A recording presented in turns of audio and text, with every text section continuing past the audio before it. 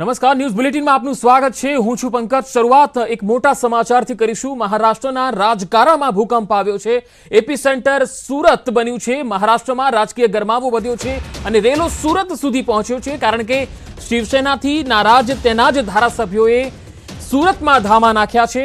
11 જેટલા ધારાસભ્યો શિવસેનાના કે જેઓ સુરત પહોંચ્યા છે, મોડી રાત્રે સુરત આવ્યા છે અને જે તસવીરો આપણે બતાવી રહ્યા છે સુરત કે જ્યાં આગળ 11 જેટલા ધારાસભ્યો શિવસેનાના રોકાયા છે। એ હોટલની બહાર સુરક્ષાનો ચાંપતો બંદોબસ્ત કરવામાં આવ્યો છે। મહારાષ્ટ્રમાં જ્યારથી વિધાન પરિષદની ચૂંટણીના પરિણામો આવ્યા તેને લઈને મહારાષ્ટ્રના રાજકારણમાં એક રીતે ભૂકંપ આવી ગયો, કારણ કે ભાજપના 5 ઉમેદવારો જીત્યા છે, જ્યારે એક કોંગ્રેસના ઉમેદવારને હાર મળી છે।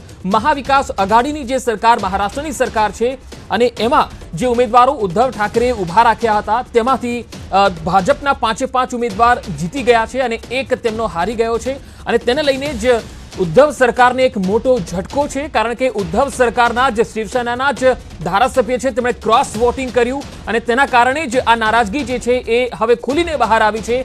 એકનાથ શિંદે જે શિવસેનાના કદ્દાવર નેતા કહેવાય છે અને મહારાષ્ટ્ર સરકારમાં કેબિનેટ મંત્રી છે, તેઓ તેમના સમર્થક ધારાસભ્યો સાથે સુરત પહોંચી ગયા છે। અને જે તસવીરો આપણે બતાવી રહ્યા છીએ સુરતના હોટલની બહારની આ તસવીરો છે કે જેમાં 11 જેટલા ધારાસભ્યો છે। મહારાષ્ટ્રમાં રાજકીય ગરમાવો આવ્યો છે। રેલો સુરત સુધી પહોંચ્યો છે। શિવસેનાના 11 ધારાસભ્ય સુરતની હોટલમાં રોકાયા છે। સી.આર. પાટીલ આ તમામ ધારાસભ્યોને આજે મળી શકે છે। હોટલ મેરિડિયનમાં રોકાયા છે આ તમામ શિવસેનાના 11 ધારાસભ્ય। મહારાષ્ટ્રમાં વિધાન પરિષદના જે પરિણામો આવ્યા તેને લઈને મહારાષ્ટ્રના મુખ્યમંત્રી ઉદ્ધવ ઠાકરે પરેશાન જોવા મળી રહ્યા છે। તેમની મુશ્કેલી વધી રહી છે, કારણ કે જે માહિતી આવી રહી છે, જે અપડેટ મળી રહ્યા છે તે પ્રમાણે કેબિનેટ મંત્રી એકનાથ શિંદે શિવસેનાના સંપર્કમાં નથી અને એવું મનાઈ રહ્યું છે કે તેમની સાથે કુલ 12 જેટલા ધારાસભ્યો છે જેઓ ગુજરાતના સુરતમાં પહોંચી ગયા છે, જેની તસવીરો અમે આપને બતાવી રહ્યા છીએ। એકનાથ શિંદે ઉદ્ધવ ઠાકરે પરિવારથી નારાજ જોવા મળે, પણ નારાજ છે કારણ કે તેમની જ પાર્ટીના જે ધારાસભ્યો છે તેમણે ક્રોસ વોટિંગ કર્યું છે અને બીજા ઉમેદવારને વોટ આપ્યા છે। તો મહારાષ્ટ્રમાં રાજકારણ ગરમ છે। સુરતમાં એમએલએના ધામા। શિવસેનાના 11 ધારાસભ્યોએ સુરતમાં ધામા નાખ્યા છે। સુરતની મેરિડિયન હોટલમાં 11 ધારાસભ્ય રોકાયા છે। મહારાષ્ટ્રના રાજકારણમાં ઉથલ પાથલ મચી ગઈ છે અને આજે બપોરે 12 વાગે ઉદ્ધવ ઠાકરેએ આપાત બેઠક બોલાવી છે તમામ ધારાસભ્યોની। તેમાં જે આ ધારાસભ્યો છે તેમણે પણ ત્યાં હાજર થવું પડી શકે છે।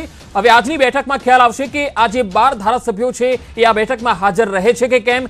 એકનાથ શિંદે પણ સુરતમાં હોવાની ચર્ચા છે। વિધાન પરિષદના પરિણામો બાદ ભારે ગરમાવો આવી ગયો છે। ગઈકાલે વિધાન પરિષદની ચૂંટણી હતી અને તેના જે પરિણામો આવ્યા તેમાં 2 શિવસેના, 2 એનસીપી, 1 કોંગ્રેસને જીત મળી અને આ ચૂંટણીમાં 5 બેઠક ભાજપે મેળવી છે। અને સવાલ અહીંથી જ છે કે ઉદ્ધવ ઠાકરે સરકારને આ જ સવાલ સતાવી રહ્યો છે કે 5 ઉમેદવાર બીજેપીને કેવી રીતે મળી ગયા। બપોરે 12 વાગે આ બેઠક બોલાવવામાં આવી છે।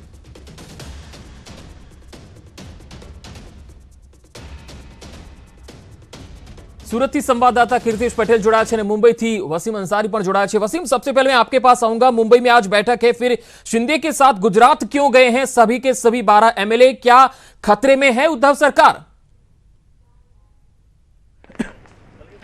जी जरूर, जिस तरह से तस्वीरें दिखाई दे रही है और जो परिस्थिति सामने है, इससे नज़र आ रहा है कि महासरकार कहीं ना कहीं मुश्किलों में नज़र आ रही है, क्योंकि एकनाथ शिंदे अपने आप में एक बहुत ही बड़े नेता के तौर पे माने जाते हैं। शिवसेना में कई बड़ी जिम्मेदारियां उन्हें शिवसेना ने दी थी, कई रणनीतिकार के तौर पे वो जाने जाते थे। यहाँ तक मैं आपको याद दिलाना चाहूँगा, जब बीजेपी और शिवसेना अलग चुनाव लड़ी थी उस दौरान बीजेपी के मेजोरिटी थी और उस वक्त बाकायदा शिवसेना का मेजोरिटी नहीं थी और वो अपोजिशन लीडर के तौर पर पार्टी ने उन्हें खड़ा किया था। इस तरह की बड़ी बड़ी पोजीशंस उनके हाथों में रही है। लेकिन पिछले कुछ दिनों से जिस तरह से उनकी नाराज़गी साफ तौर पे दिखाई दी, इसका असर साफ तौर पे राज्यसभा के चुनाव में और बाकायदा एमएलसी के चुनाव में दिखाई दिया कि जब बीजेपी के पास इतने सारे वोट नहीं थे, इसके बावजूद भी वो अपने सारे कैंडिडेट को जिता के लेके आती। एक बड़ी चमत्कार के तौर पर इसे देखा जा रहा था। और इसी दौरान अचानक एकनाथ शिंदे का सूरत पहुँचना, वहाँ पे उनके साथ 11 विधायकों का मौजूद होना और हो सकता है वसीम, मैं आपको यहाँ रोकना चाहूंगा।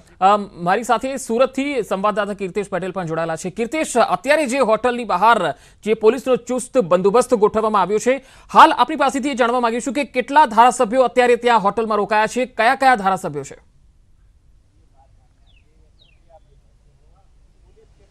બિલકુલ પંકજ કયા ધારાસભ્ય છે તે જાણી શકાયું નથી, પણ એકનાથ શિંદેની આગેવાનીમાં એકનાથ શિંદે તેમની સાથે બીજા 10 એટલે કે ટોટલ 11 ધારાસભ્ય અને ટોટલ 30 લોકો અહીંયા પહોંચ્યા છે. મોડી રાત્રે પહોંચ્યા બાદ તમામને હોટલમાં રોકવામાં આવ્યા છે. પોલીસે 100 મીટર પહેલા જ બેરિકેડિંગ કરી દેવામાં આવ્યું છે. કોઈ પણ વ્યક્તિને અંદર જવા દેવામાં નથી આવતું. જે લોકો પહોંચે છે હોટલમાં જેનું બુકિંગ છે અથવા હોટલ જે સ્ટાફ છે તેમના આઈ કાર્ડ જોયા બાદ જ તેમને પ્રવેશ આપવામાં આવે છે. કહી શકાય કે ગુજરાતના પ્રદેશ અધ્યક્ષ CR પાટીલે આખું ઓપરેશન પાર પાડ્યું છે. જે રીતે મહારાષ્ટ્રમાં શિવસેનાની સરકાર છે અને ભાજપની વિરોધી પક્ષની સરકાર છે, એટલે કે ભાજપની સરકાર બને તે પ્રકારના પ્રયાસો લાંબા સમયથી ચાલતા હતા. મહારાષ્ટ્રમાં વિધાનસભાની ચૂંટણી પૂર્ણ થતાની સાથે જ સરકાર રચવાને લઈને પણ ખૂબ મોટું રાજકારણ રમાયું હતું. ત્યારે ફરી એક વખત રાજકારણ ગરમાયું છે અને 11 જેટલા ધારાસભ્ય ગમે તે સમયે શિવસેનાનો છેડો ફાડી ભાજપમાં પ્રવેશ કરે તેવા એલાન છે. બપોરે 12 વાગ્યા બાદ ગુજરાતના પ્રદેશ અધ્યક્ષ કે જેઓ સુરતની બહાર છે, થોડાક જ સમયમાં સુરત પહોંચ્યા બાદ તેઓ હોટલ ખાતે પહોંચ્યા તમામ ધારાસભ્યોની મુલાકાત કરે તેવી શક્યતા છે. અત્યાર સુધી માત્ર 11 ધારાસભ્ય હોટલમાં હોવાની વાત સામે આવી છે, પણ તેની સાથે અન્ય વ્યક્તિઓ એટલે ટોટલ 30 લોકો મહારાષ્ટ્રથી આવી હોટલમાં રોકાયા હોવાનું સૂત્રો દ્વારા જાણવા મળે છે. જે પ્રકારે CR પાટીલ દ્વારા મહારાષ્ટ્રમાં શિવસેનાની સરકારને ઉથલાવી ભાજપની સરકાર બને તે પ્રકાર માટે જે જોડતોડની રાજનીતિ શરૂ કરી હતી તેમાં ખૂબ જ મોટી સફળતા મળી હોય. आपकी पास आवीज हाल महाराष्ट्र थी ब्यूरो चीफ अमित राय हमारी साथ जुड़ा है. अमित जी, ये बताएं कि उद्धव और अघाड़ी के साथ क्या फिर खेला हो बे? शिवसेना के वो बागी विधायक आखिर कौन है और क्यों गुजरात में आए हैं? देखिए, कुछ इस खबर से संबंधित कुछ ब्रेकिंग मैं आपको दे दूं. पहली ब्रेकिंग ये है कि महाविकास अघाड़ी के जो सर्वे शरद पवार ने एक आपातकालीन बैठक बुलाई है. ठाकरे सरकार बचाने के लिए शरद पवार मैदान में उतर चुके हैं. और इसके अलावा मैं बताऊं, शिवसेना कई विधायक नॉट रीचेबल, जैसा कि हम सब जानते हैं एकनाथ शिंदे समेत जो है 11 विधायक जो सूरत से मौजूद है. इसके अलावा मैं आपको बताऊं कि औरंगाबाद जिले के शिवसेना के सभी 6 विधायक जो है नॉट रीचेबल बताए जा रहे हैं. दूसरी अपडेट ये है कि बीजेपी के जो चंद्रकांत पाटिल हैं, महाराष्ट्र प्रदेश अध्यक्ष है, वो 2 बजे प्रेस कॉन्फ्रेंस संबोधित करने वाले हैं. शायद इसी मुद्दे पे वो बात भी करेंगे. उसके अलावा मैं आपको बताऊं, शिवसेना की तरफ से पालघर के जो विधायक है श्रीनिवास बनगा, अलीबाग के विधायक है महेंद्र दलवी, भिवंडी ग्रामीण के विधायक शांताराम मोरे, ये भी नॉट रीचेबल बताए जा रहे हैं. इसके अलावा एक और अपडेट है कि सारी हलचल को देखते हुए नासिक में अपने सभी कार्यक्रमों को रद्द करके मंत्री छगन भुजबल जो है, जो एनसीपी के नेता है, मुंबई के लिए रवाना हो चुके हैं. और एक और अपडेट मैं आपको दे दूं कि अब तक की मेरी जानकारी के अनुसार जो है, जो मुंबई से प्रकाश शुरवे शिवसेना के विधायक है, उस्मानाबाद के नेता जो है तानाजी सावंत, ये भी नॉट रीचेबल बताए जा रहे हैं. और इस वक्त एक और बड़ी खबर आ रही है कि शिवसेना के और 9 विधायक जो है वो सूरत पहुंच रहे हैं. अगले कुछ ही मिनट में 9 विधायक सड़क के रास्ते सूरत के उसी होटल में पहुंचेंगे जहां एकनाथ शिंदे समेत 11 विधायक रुके हुए हैं. इसके अलावा एक और खबर है कि एकनाथ शिंदे जो है 12 बजे जो है सूरत में प्रेस कॉन्फ्रेंस कर सकती है, जैसी जानकारी हमारी सूत्रों द्वारा हमें मिल रही है. कुछ ही देर पहले एकनाथ शिंदे ने फेसबुक पे एक पोस्ट किया है कि योग संतुलित मन सुखी स्वस्थ और समृद्ध जीवन का राजमार्ग है. योग दिवस पे उनका एक पोस्ट है, हालांकि फोन नॉट रीचेबल, लेकिन फेसबुक पे उन्होंने ये पोस्ट जरूर किया हुआ है. तो कहीं न कहीं एक के बाद एक खबर निकल सामने आ रही कि 11 विधायक वहां मौजूद हैं, 9 विधायक और पहुंचने वाले हैं. कुछ और विधायक नॉट रीचेबल बताए जा रहे, इसमें मुंबई से विधायक है, भिवंडी से विधायक है, औरंगाबाद के 6 विधायक हैं. तो कहीं न कहीं मुश्किलों में घिरती हुई ठाकरे सरकार नजर आ रही है. अब मैं आपको एक और जानकारी दूं, आखिरकार कौन है एकनाथ शिंदे? शिवसेना के बड़े नेता, मौजूदा कैबिनेट मंत्री हैं. मुंबई से सटे ठाणे में शिवसेना के बड़े नेता हैं.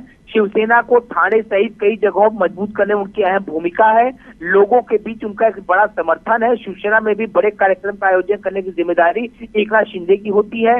2014 में अलग चुनाव लड़ने के बाद विरोधी पक्ष नेता भी बनाए गए थे. उनके बेटे श्रीकांत शिंदे शिवसेना से सांसद है, उनके भाई प्रकाश शिंदे पार्षद है.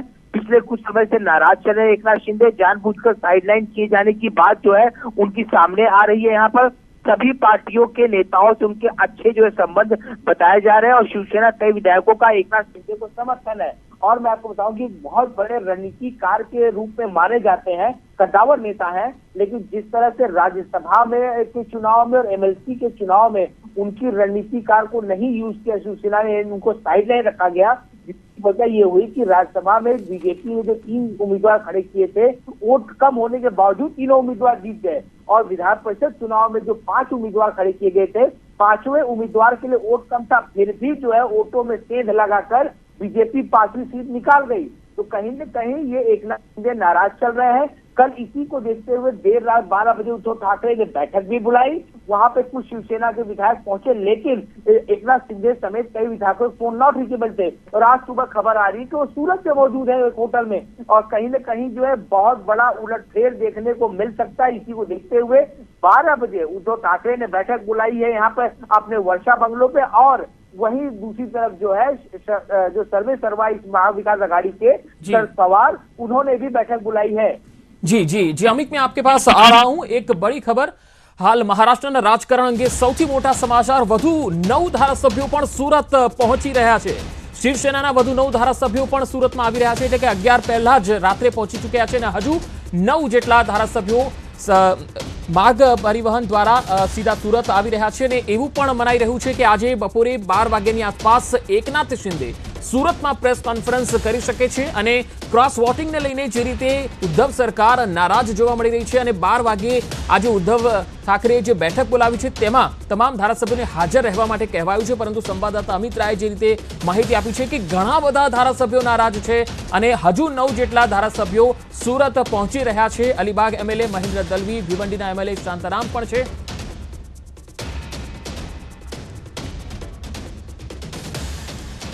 हाल संवाददाता सूरत थी कीर्तेश पटेल जोड़ाયેલા છે। कीर्तेश, વધુ કેટલાક 9 ધારાસભ્યો પણ સુરત પહોંચી રહ્યા છે, આ અંગે લેટેસ્ટ અપડેટ શું છે?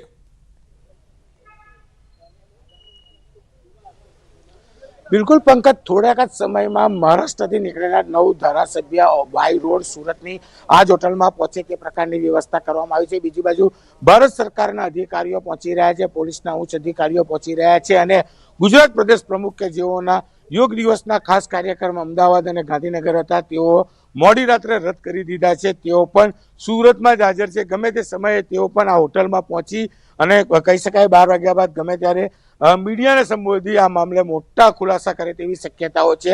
હાલ 11 જેટલા ધારાસભ્ય છે, બીજા 9 જેટલા ધારાસભ્ય મુંબઈથી વહેલી સવારે આ હોટલ પર આવવા નીકળી ચૂક્યા છે, એટલે કે 20 જેટલા ધારાસભ્ય ટૂંક સમયમાં જ આ હોટલ પર એકત્ર થશે અને ત્યારબાદ ગુજરાત પ્રદેશ અધ્યક્ષ C R Patil press conference કરીને તમામ વિગતો આપશે। પણ જે પ્રકારે મહારાષ્ટ્રની રાજનીતિમાં ગરમાડો આવ્યો છે, મહારાષ્ટ્રમાં શિવસેનાની સરકાર છે તેને ઉથલાવી ભાજપની સરકાર રચવા માટેનું જે આખું કામ હતું તે ગુજરાત પ્રદેશ અધ્યક્ષ સી આર પાટીલને આપવામાં આવ્યું હતું અને તેઓ આ કામમાં સફળ થયા હોય તેવું સૂત્રો જણાવી રહ્યા છે। એટલે કે જોડતોડની આ રાજનીતિમાં ગુજરાત પ્રદેશ અધ્યક્ષે મહારાષ્ટ્ર શિવસેનાના જે નારાજ ધારાસભ્યો છે તેમને મનાવી પોતાના પક્ષમાં આવવા માટેનું આમંત્રણ આપ્યું છે। એટલે કે 12 વાગ્યા બાદ ગમે તે સમયે આ તમામ ધારાસભ્ય ભાજપમાં જોડાય તેવા એલાન દેખાઈ રહ્યા છે। ચુસ્ત પોલીસ બંદોબસ્ત છે, તમામ 11 ધારાસભ્ય હોટલની અંદર છે, ત્યારે અન્ય 9 ધારાસભ્ય ટૂંક સમયમાં જ જે બાય રોડ મુંબઈથી આવવા નીકળ્યા છે તે ટૂંક સમયમાં જ સુરત પહોંચે તેવી શક્યતા છે। ટોટલ 20 ધારાસભ્ય સાથે અન્ય પક્ષ એટલે કે એનસીપી અને કોંગ્રેસના ધારાસભ્ય કે જે કહી શકાય કે વિરોધ પક્ષના હતા તેઓ પણ અહીંયા પહોંચે તેવા એંધાણ હાલ દેખાઈ રહ્યા છે। पंकज जी कीर्तेश, मारी साथे जोड़ाला रहशो। वसीम छे मुंबई थी मारी साथे। वसीम, आपसे जानना चाहेंगे कि देखो सोमवार को ही एक देवेंद्र फडणवीस का एक बयान आया है महाविकास आघाड़ी सरकार में, उन्होंने बताया कि विधायक उद्धव ठाकरे सरकार के कामकाज से नाराज है। मैं आपसे जानना चाहूंगा कि अगर 11 एमएलए सूरत पहुंचे हैं और 9 आने वाले हैं, आखिर ऐसे एकनाथ शिंदे की क्या नाराजगी है कि वो पार्टी से दूर होते हुए दिख रहे हैं, उनका फोन नॉट रीचेबल आ रहा है?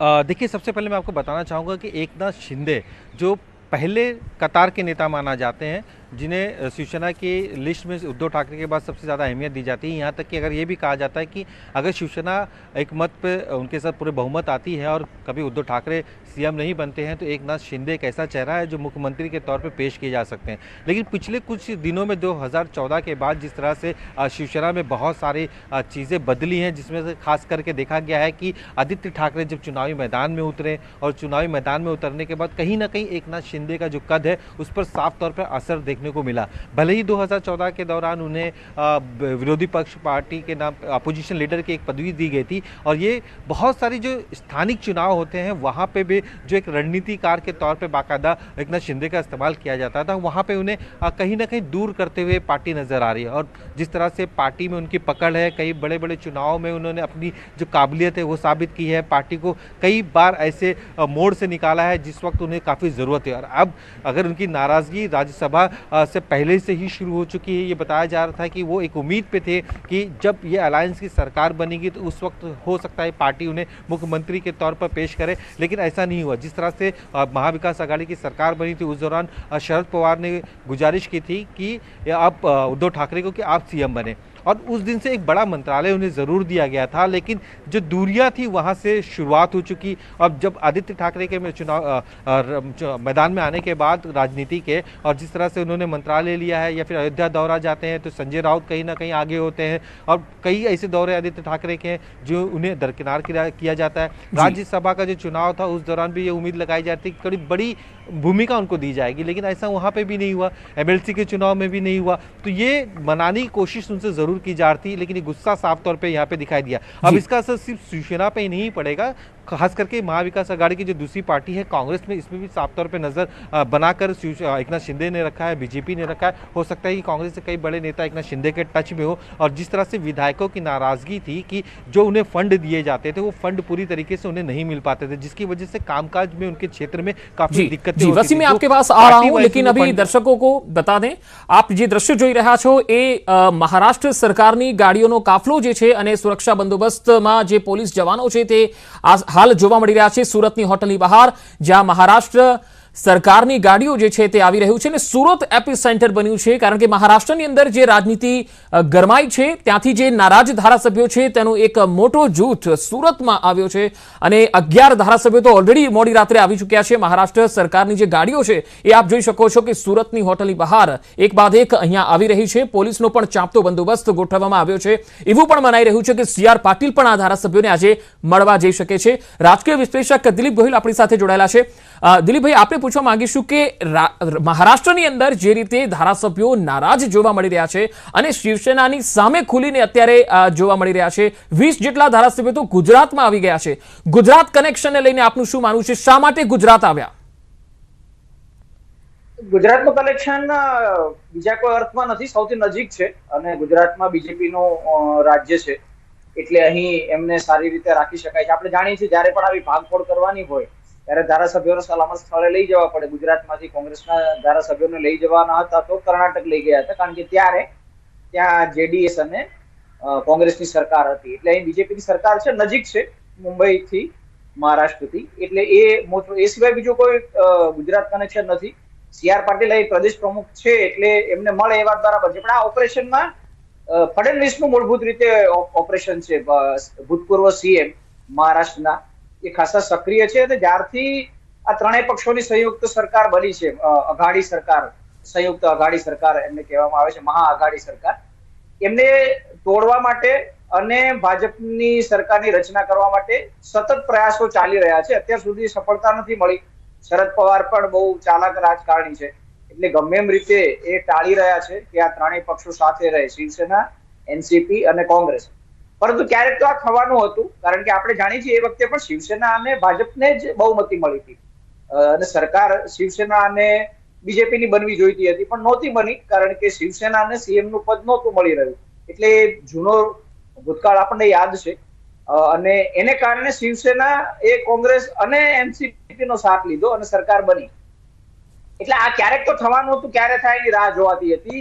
2 ચૂંટણીઓ હમણાં ગઈ, રાજ્યસભાની ચૂંટણી ગઈ, એમાં પણ કોંગ્રેસને 1 બેઠક ન મળી અને 1 બેઠક વધારે મળી ભારતીય જનતા પક્ષને। હવે એ વખતે ક્રોસ વોટિંગ બહુ સીધું ન દેખાયું, કારણ કે 2 નેતાઓ મલિક અને દેશમુખ એ જેલમાં હોવાથી એમને મતદાન કરવા ન મળ્યું, એટલે અડધા મતેથી ભાજપને 1 બેઠક વધારે મળી હતી। પરંતુ હવે જે ચૂંટણી થઈ, આપણે ત્યાં વિધાન સભા છે, એવી રીતે વિધાન પરિષદ છે, ઉપલુગુર જેને કહેવાય મહારાષ્ટ્રમાં, એની જે ચૂંટણી હતી એમાં 5 બેઠકો ભાજપને મળી અને 5 બેઠકો મહા અઘાડી સરકારને મળી। એમાં કોંગ્રેસને 1 બેઠક ન મળી। એનો મતલબ થયો કે ક્રોસ વોટિંગ થયું હતું કેટલાનું ક્રોસ વોટિંગ થયું, કોંગ્રેસમાંથી ક્રોસ વોટિંગ થયું, શિવસેનામાંથી પણ ક્રોસ વોટિંગ થયું છે અને થઈ ગયો છે એવો અંદાજ આવ્યો. એટલે ગઈકાલે રાત્રે 12 વાગે જ બેઠક બોલાવી હતી ઉદ્ધવ ઠાકરે, એમાં પણ કેટલાક નેતાઓ હાજર રહ્યા નહોતા, શિંદે અને એમની સાથેના કેટલાક નેતાઓ. એટલે ગઈકાલે રાતથી જ ખ્યાલ આવી ગયો હતો કે ક્રોસ વોટિંગ થયું છે અને ક્રોસ વોટિંગ કરનારામાંથી કેટલાક લોકો હવે સંપર્કમાં નથી. એટલે રાજ્યસભાની ચૂંટણી વખતે એક શરૂઆત થઈ હતી, ત્યારથી જ ક્રોસ વોટિંગની શરૂઆત થવાની હતી, પરંતુ એમાં એ મામલો થોડા દિવસ ટળી ગયો અને હવે એમએલસી એટલે કે મહારાષ્ટ્ર લેજિસ્લેટિવ કાઉન્સિલની ચૂંટણીમાં આખો મામલો બહાર આવ્યો છે. દેખીતી રીતે કોંગ્રેસમાંથી ક્રોસ વોટિંગ થયું છે, શિવસેનામાંથી ક્રોસ વોટિંગ થયું છે, એનસીપી માંથી કદાચ નથી થયું, એનસીપી ને ઉલટાનો એક કે બે અન્ય પક્ષોનો ટેકો પણ મળ્યો છે. ટૂંકમાં ક્રોસ વોટિંગ થયું હતું, કોણે કર્યું, કેવી રીતે કર્યું, એનો હિસાબ ગઈકાલ રાતથી શરૂ થઈ ગયો હતો અને એના પડઘા હવે અત્યારે પડી રહ્યા છે. અને આપણે જે રીતે જોયું કે બાકીના વધારે ધારાસભ્યો પણ આવી રહ્યા છે, તો એ મને લાગે છે હવે આ શિવસેનાની સરકાર સામે જોખમ ઊભું થયું છે. કેટલા નેતાઓની સંખ્યા થાય છે, કુલ 11 આવ્યા છે અને 9 આવી રહ્યા છે એવો અહેવાલ જે રીતે આપી રહ્યું છે ન્યૂઝ 18 પ્રમાણે 20 સભ્યો તો થઈ જવાના છે. એ સંજોગોમાં સરકાર સામે જોખમ તો ઊભું થયું છે. ભૂતકાળમાં 2 કે 3 વાર મોટું જોખમ ઊભું થયા પછી સરકાર છેલ્લે શરદ પવારે કંઈક કરીને બચાવી છે. હવે આ વખતે બચાવી શકશે ખરા, એ સવાલ ઊભો થયો છે. મને લાગે છે હવે 12 વાગે જે રીતે સમાચાર આવી રહ્યા છે પ્રમાણે 12 વાગે પ્રેસ કોન્ફરન્સ સુરતમાં થવાની છે. 12 વાગે મુંબઈમાં પણ ઉદ્ધવ ઠાકરે અને શિવસેનાની પણ પ્રેસ કોન્ફરન્સ થવાની છે અને મીટિંગ મળવાની છે. શિવસેનાના બાકીના એમએલએ ને 12 વાગે મળવા બોલાવ્યા છે. એનસીપી પણ સક્રિય થયું છે, શરદ પવાર પણ સક્રિય થયા છે. મને લાગે છે ભર બપોરે ત્રણેય પક્ષોની બેઠકો મળશે અને પત્રકાર પરિષદ થશે અને પત્રકારોની સામે આવે, આ તરફ સુરતમાં નેતાઓ સામે આવે અને ત્યાં શિવસેના અને એનસીપી પત્રકારોની સામે આવે અને શું જણાવે છે એ પરથી આખો મામલો સ્પષ્ટ થશે. પણ દિલીપભાઈ, જો આ 20 ધારાસભ્યો કારણ કે એવી ચર્ચા પણ છે કે એકનાથ શિંદે પોતાના સમર્થકો સાથે બીજેપીમાં પણ જોઈન થઈ શકે છે. જો એવું થાય તો મહારાષ્ટ્રમાં કયા પ્રકારનું ચિત્ર ઊભું થઈ શકે અને ઉદ્ધવ ઠાકરે આ ધારાસભ્યો સામે કોઈ કાર્યવાહી કરી શકે છે? શું એની પણ કોઈ પ્રેસ કોન્ફરન્સમાં જાહેરાત થઈ શકે? ભાજપમાં જોડાવાનો તબક્કો બીજો છે. પ્રથમ તો રાજીનામા આપવાની વાત છે. રાજીનામું આપે અને જો 2/3 મેજોરિટી થતી હોય શિવસેનાના કુલ સભ્યોમાંથી તો પક્ષપલટો કરીને પોતાનું અલગ જૂથ રચી શકે. એટલે કુલ કેટલી સંખ્યા થાય છે જોવું પડે. 1/3 થાય છે ખરા, 33% કરતા વધારે શિવસેનાના ધારાસભ્યોને જો તોડી નાખવામાં આવો હોય તો અલગ જૂથની રચના થઈ શકે. પણ એવું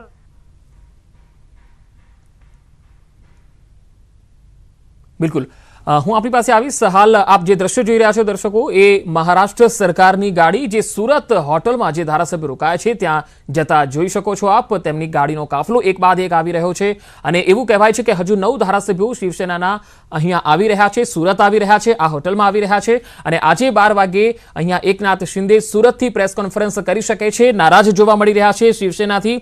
એકનાથ શિંદે શિવસેનાના ટોચના નેતૃત્વ સામે નારાજ છે. જોકે આ નારાજગી બહુ જૂની પણ છે, કારણ કે આ પહેલા પણ જ્યારે યુતિ સરકાર હતી, જ્યારે દેવેન્દ્ર ફડણવીસ મુખ્યમંત્રી હતા, એ વખતે પણ એકનાથ શિંદે શિવસેનાના ટોચના નેતૃત્વ સાથેની ખટપટની ખબરો તેમની હતી. અને હવે એવું કહેવાય છે કે એકનાથ શિંદે પોતાના તમામ ધારાસભ્યો સાથે ભાજપમાં જોઈન થઈ શકે છે. આજની પ્રેસ કોન્ફરન્સ મહત્વપૂર્ણ બની રહેશે અને આ સમયે એવી પણ ખબરો એ વખતે ખોટી સાબિત થઈ હતી જ્યારે એ ભાજપમાં જોઈન થવાના હતા એવી ખબરો હતી, પરંતુ તેઓ પોતે જ આ વાતનું ખંડન કર્યું હતું. પરંતુ હવે ફરી એક વખત તેમની આ જે નારાજગી સામે આવી છે ત્યારે હવે એ જોવાનું છે કે એકનાથ શિંદે શું કહે છે.